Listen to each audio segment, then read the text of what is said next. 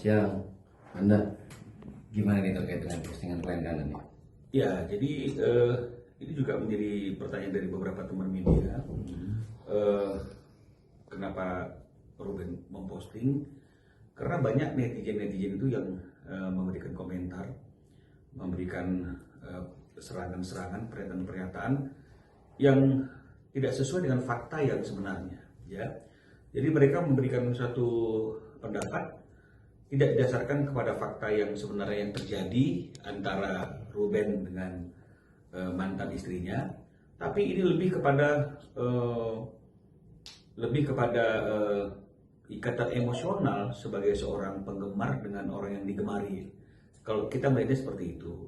Nah, jadi oleh karena itu kita ingin mengklarifikasi. Jadi kalau dikatakan ini kok kerjanya klarifikasi aja, ya gimana kita nggak klarifikasi aja ketika ada sesuatu pernyataan atau ada satu statement dari sebelah yang menurut kita ini tidak pada proporsinya dan harus diluruskan, ya. Nah, jadi bukan kita mencari pembenaran, tidak. Kita hanya ingin mencari sesuatu hal yang bisa meluruskan berita-berita yang tidak benar di masyarakatnya. Nah, jadi ini kan seperti yang sudah pernah kami sampaikan, berawal dari proses perceraian, ya. Jadi ketika mulai adanya proses perceraian itu, dari kubu sebelah itu sudah mulai menawarkan agar dibuat suatu kesepakatan. Ya, jadi artinya itu selama proses perjalanan perceraian itu dibuat kesepakatan mengenai masalah harta gonogini ini, kesepakatan mengenai masalah anak. Ya, jadi semua dituangkan dalam perjanjian. Nah, ide dari pihak sebelah, ya, notarisnya juga kalau menurut Ruben ke kita juga yang milih adalah pihak sebelah.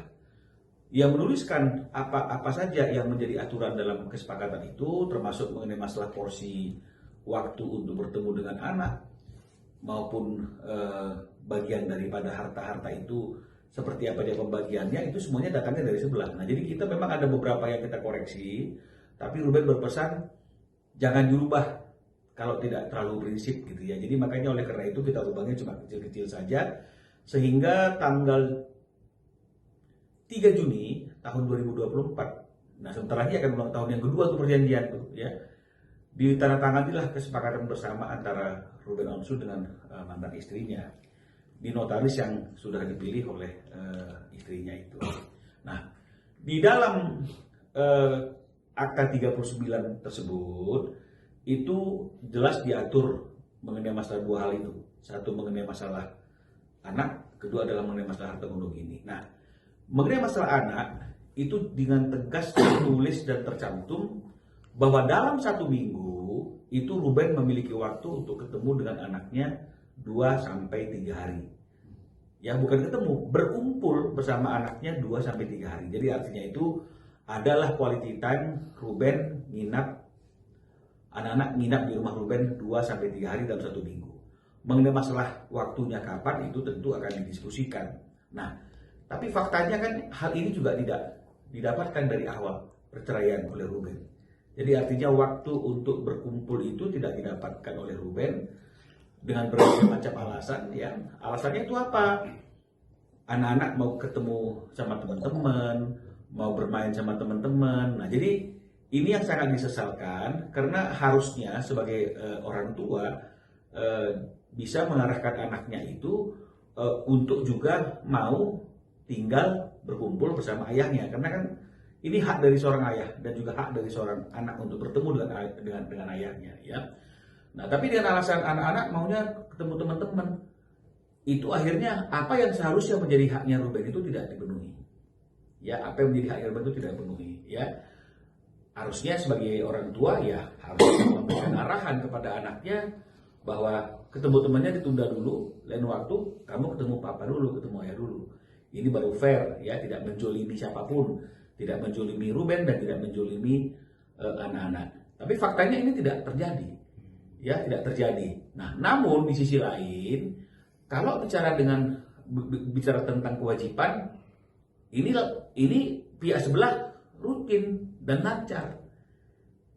Itulah makanya kemarin kita ungkapkan ketika ada suatu benang merah yang ingin memojokkan Ruben terkait adanya debt collector itu masalah mobil, ya kita kasih tahu gitu. Artinya nggak mungkin Ruben lalai untuk membayar kewajiban tersebut karena kewajiban yang sebulan sehari-hari itu juga dipenuhi. Makanya kita kasih tahu bahwa Ruben melaksanakan kewajibannya setelah perceraian itu per bulannya nggak tertentu, tapi rata-rata di atas ratusan juta, ya. Padahal seharusnya dalam kesepakatan itu anak-anak ini kan menjadi tanggung jawab bersama, ya meskipun Ruben bertanggung jawab penuh ya, tapi kan ibunya juga ada tanggung jawabnya. Nah, jadi lama-lama Ruben berpikir, ya dia kewajibannya dia lakukan, tapi haknya dia gak dapat. Sementara perjanjian itu kan mengatur tentang hak dan kewajiban. Di pihak sini selalu berkuar-kuar dan menuntut haknya, tapi tidak merealisasikan kewajibannya. Di sini selalu melaksanakan kewajibannya, tapi dia merasa tidak mendapatkan haknya. Nah, jadi ini yang kemudian menjadi berkembang, ya apalagi kemudian Ruben merasa bahwa bukannya ada upaya untuk memberikan waktu berkumpul anak-anak dengan Ruben sebagai seorang ayah, sehingga ikatan emosional, ikatan batin semuanya itu tetap tidak hilang meskipun terjadi perceraian antara Ruben dengan istrinya karena tidak ada mantan ayah, kan begitu ya.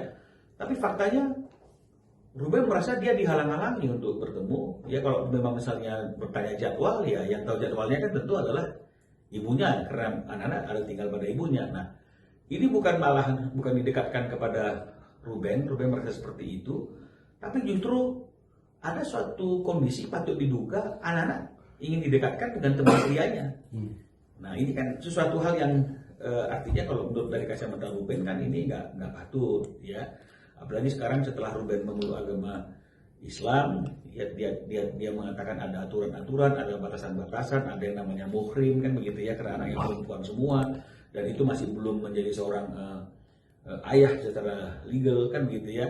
Dan Ruben juga mengatakan bahwa dalam doa-doa, dalam sholat sujud tahajudnya itu tetap menjadi pokok doanya dia untuk bisa memiliki quality time berkumpul bersama dengan anaknya. Nah, inilah yang terus berkembang. Ya, berkembang kemana, kesana, berkembang kemari, akhirnya sampai ada juga postingan-postingan terkait dengan masalah isu tentang rumah, ya, isu tentang rumah. Nah, netizen berkomentar gitu misalnya, tentang biaya hidup aja lu ribut gitu ya. Tapi begitu bicara masalah rumah, lu diam loh. Ketika kita ngomong, dibilang kita cari pembenaran, suka klarifikasi dari podcast ke podcast, kan begitu. Ketika kita tidak memberikan respon, dibilang begitu ngomong rumah aja lu diem. Ngomongin tentang masalah nafkah kemarin lu ribut gitu. Nah, sekarang kita mau klarifikasi lagi.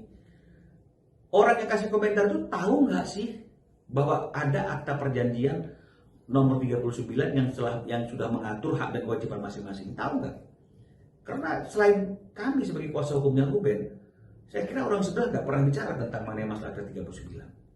Ya, yang mereka bicarakan tentu adalah hal tentang haknya, tentang perannya, tentang apa yang mereka lakukan. Tapi apakah semuanya itu sudah dilandasi, sudah merujuk kepada akta 39? Pernah nggak mereka sampaikan? Nah, makanya kami ingin menjelaskan kepada netizen-netizen itu jangan berkomentar kalau tidak paham. Ya, ngapain sih ngurusin urusan orang lain gitu loh? Boleh sih kita ngefans, boleh sih kita tergila-gila, tapi atas prestasi seseorang, atas karya seseorang. Tapi kalau misalnya kita sampai masuk ke dalam kehidupan pribadi seseorang dan memberikan komentar-komentar yang tidak dilandaskan pada suatu kebenaran, apakah kita juga tidak jolim nih? Ya, belum lagi kalau misalnya dihadapkan dengan masalah hukum, karena sudah memberikan komentar dan statement yang bertentangan dengan faktanya. Nah, jadi tentang rumah itu kami mau sampaikan rumah yang mana ini? Karena sepanjang yang kami ketahui, ya, yang disampaikan oleh Ruben kepada kami itu, tidak ada satu aset pun yang dimiliki oleh mereka dalam perkawinan itu yang tidak merupakan hasil keringat dari Ruben. Ya, rumah yang sekarang ditempati misalnya, kalau memang itu menjadi persoalan dan dikatakan itu dibangun oleh dia, ya. Ruben mengatakan dari mulai tanah yang beli Ruben, yang membiayai pembangunan itu Ruben. Kalau ada keterlibatan dari orang tua, dari mantan, dari sebelah itu dalam proses rumah tersebut, itu juga dibayar secara profesional. Meskipun mungkin pembayarannya itu bertahap, ya, tapi dilakukan pembayaran itu secara bertahap. Nah, kalaupun ada KPR yang timbul dari pembangunan rumah itu yang sekarang ditempati dan diminta menjadi bagian sebelah dalam pembagian harta gonogini ini, yang bayar KPR-nya juga adalah Ruben. Ya, jadi dia itu tahu apa gitu loh. Ya, kalaupun misalnya kemudian hari ini ada misalnya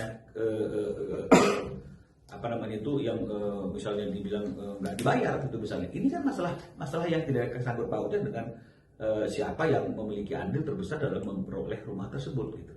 Ya, nah jadi lama-lama Ruben berpikir, saya selalu melakukan kewajiban saya, tapi hak saya tidak saya dapatkan.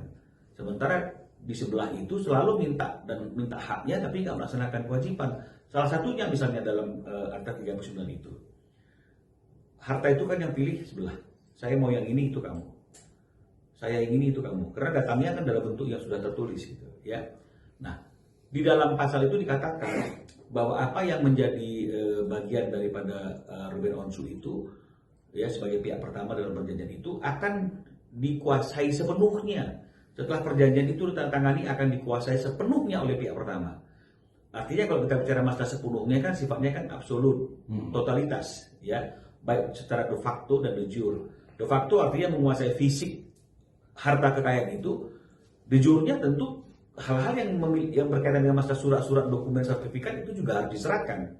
Tapi faktanya tidak, semua surat-surat itu masih ada dalam kekuasaan sebelah. Tidak diserahkan juga sampai hari ini. Aktanya aja sudah hampir 2 tahun. Nah, makanya kemarin itu Ruben meminta kami untuk menulis surat mengingatkan agar S itu memenuhi perjanjian yang ada dalam Akta 39 itu untuk menyerahkan surat-suratnya. Jadi jangan hanya ini bagian kamu, tapi secara fakta kita tidak menguasai apapun dari bagian-bagian itu.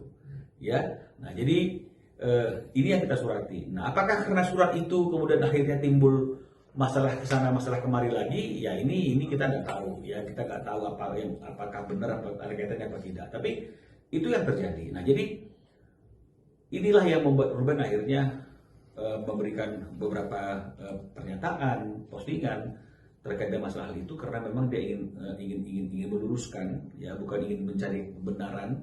Tapi ingin meluruskan bahwa ada hal-hal yang seperti itu. Saya kira seperti itu yang bisa kami jelaskan. Oke, berarti sebagai yang bertugas saja, rumah itu punya siapa sih Bang? Kalau mengenai masalah itu punya siapa, tentu itu adalah harta bersama.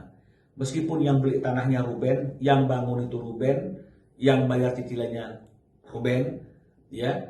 Tapi karena rumah itu diperoleh selama masa perkawinan, maka itu adalah harta bersama. Karena tidak ada perjanjian pemisahan harta. Ya. Namun dalam sodoran akta kesepakatan bersama ketika proses perceraian Akta 39 itu, pihak sebelah ingin rumah itu menjadi bagiannya dia. Seluruhnya. Rumah itu menjadi bagian dia. Ada sebagian tanah, villa dan beberapa ya, dan apartemen itu menjadi bagian Ruben. Jadi dia mau itu rumah adalah miliknya dia. Tapi apakah dengan demikian kita bisa mengatakan bahwa rumah itu adalah rumah saya, karya saya, andil saya? Nggak bisa. Karena rumah itu lahirnya dari harta bersama. Dan kemudian menjadi bagian dia karena dia meminta itulah bagian dia dalam pembagian harta gonogini. Nah jadi kalau tanya itu rumah siapa, ya awalnya rumah bersama yang kemudian dia diminta untuk menjadi bagian dia dalam harta pembagian gonogini. Nah jadi janganlah kita bicara mengenai masalah artinya itu andil, kita bicara masalah itu gua yang bangun, misalnya kalau ada kata-kata seperti itu, ya. Karena justru kalau kita makin banyak melebar menceritakan sesuatu yang seharusnya tidak perlu diceritakan, lama-lama justru akan membongkar apa yang menjadi situasi yang sebenarnya dari semua hal itu.